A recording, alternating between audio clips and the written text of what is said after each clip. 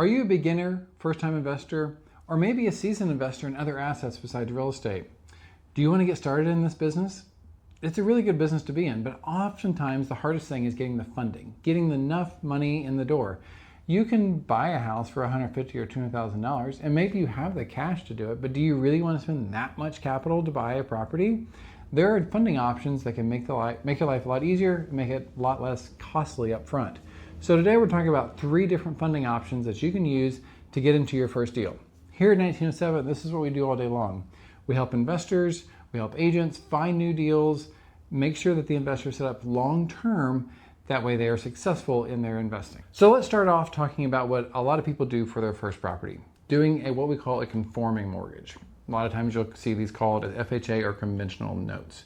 This is how most people buy homes that they're going to live in, but you can also use these to buy a rental. So if you go in FHA, you're going to have to live in the house, but you can live in the house for a year and then you can turn around and rent it out and then move into another house. The other option you can do is called a house hacking, where you buy a multifamily unit.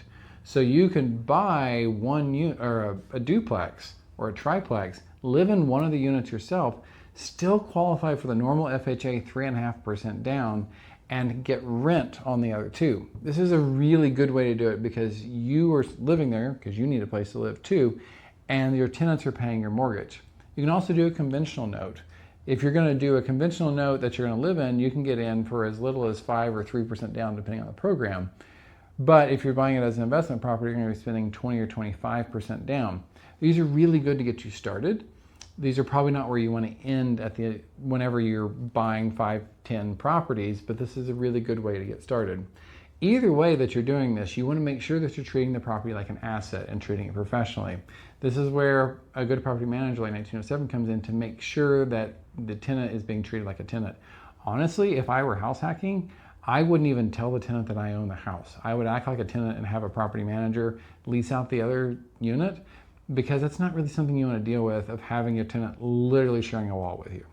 So number 2, let's talk about asset-based lending.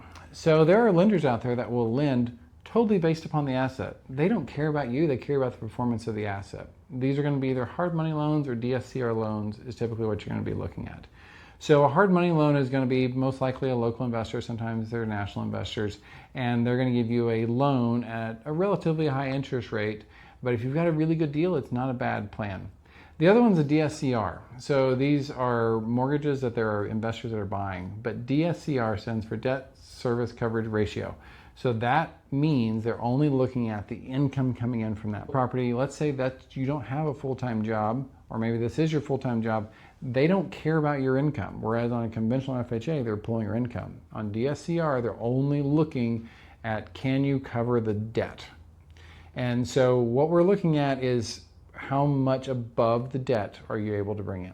So if you're able to bring in 1.1 or 1.15 or more of your debt, then you'll be good on a DSCR loan.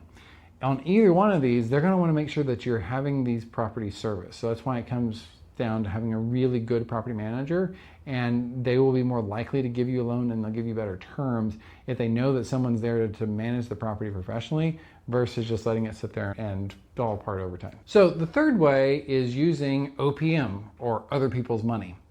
OPM is a really great way to go because you don't have to deal with lenders and all the paperwork that comes along with that. This is working with probably someone that you know or have built a relationship with. This can be as simple as grandma loaning you money and she just gives you the money with the promise to pay it back. Or this can be as formal as a note that is filed for the other person and they're giving you a loan on the property. You can do this if they have like a self-directed IRA. So let's say they have an IRA. It doesn't have to be in stocks. They can also own mortgages on that.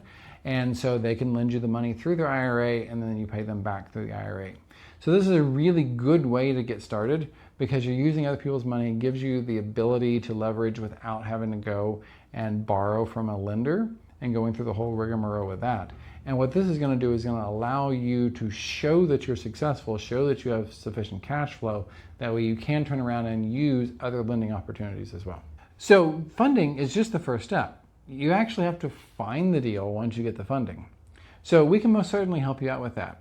We've got a team of partner agents that we work with to make sure that we're able to find the good deal. We work hand in hand with them to find the deal, make sure the numbers work, and make sure that it's set up for long-term success. Our goal is to maximize your profitability on this. That starts from acquisition. If you buy it wrong, it's going to take a long time for it to get turned right.